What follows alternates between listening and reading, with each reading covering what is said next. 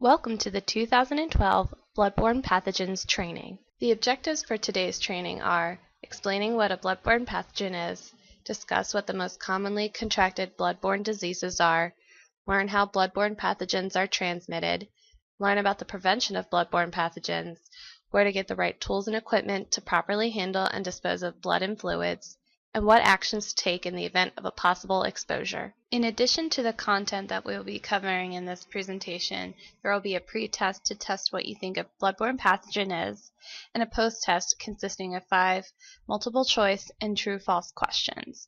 There will also be additional resources available for your viewing at the end of this presentation. So what is a bloodborne pathogen? If you answered question C to the pretest, then you are correct.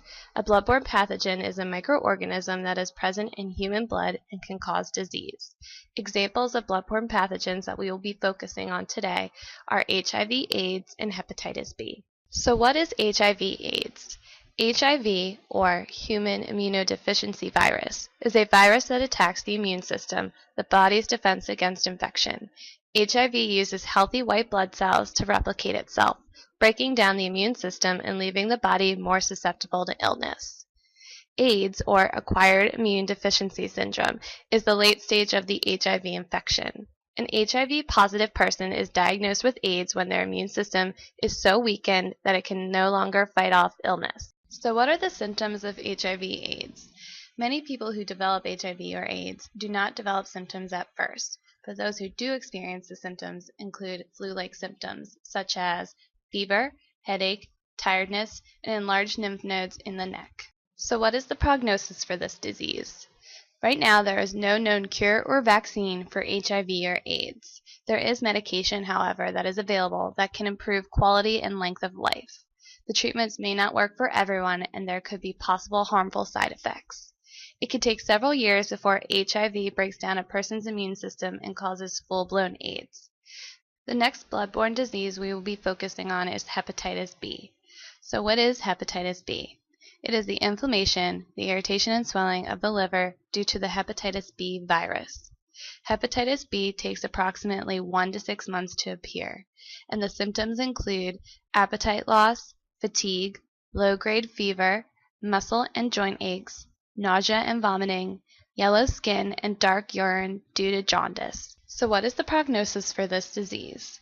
The acute illness usually goes away after 2 to 3 weeks, and the liver usually returns to normal within 4 to 6 months, unless of cases of chronic hepatitis B, which can last longer. Hepatitis B is deadly in approximately 1% of all cases. So how are these diseases transmitted? Both HIV and AIDS and hepatitis B are transmitted through bodily fluids by open cuts and scrapes, skin abrasions, blood transfusions, contact with blood in healthcare settings, had direct contact with blood of an infected person by touching an open wound or been stuck with a needle, had unsafe sex with an infected person, received a tattoo or acupuncture with contaminated instruments, shared needles during drug use, shared personal items with an infected person. So let's compare HIV/AIDS and hepatitis B statistics in the U.S.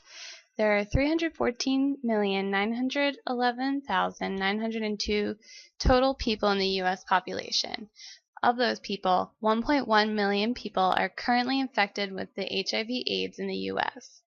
12 million Americans have been infected by hepatitis B. So that means hepatitis B is 100 times more infectious than HIV/AIDS. But HIV/AIDS is deadlier than hepatitis B. Now on to exposure control.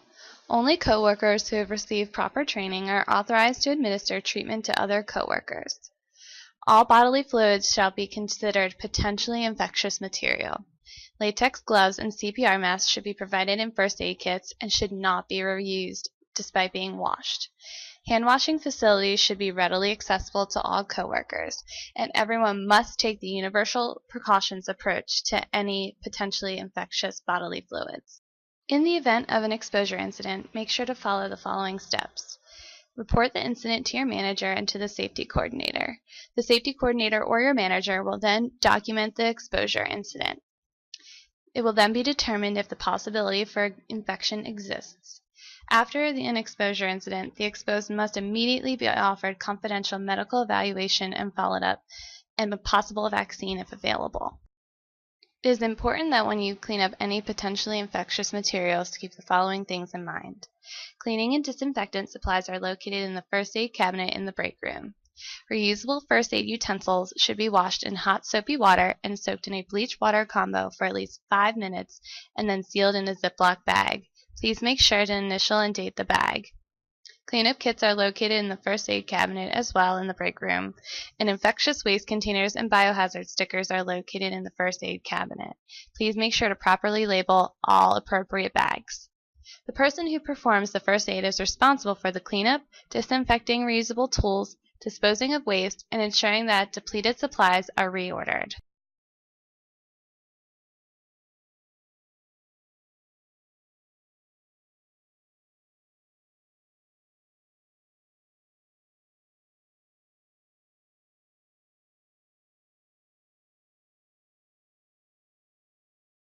Thank you for viewing this training on bloodborne pathogens. For more information on bloodborne pathogens, visit the OSHA site at www.osha.org.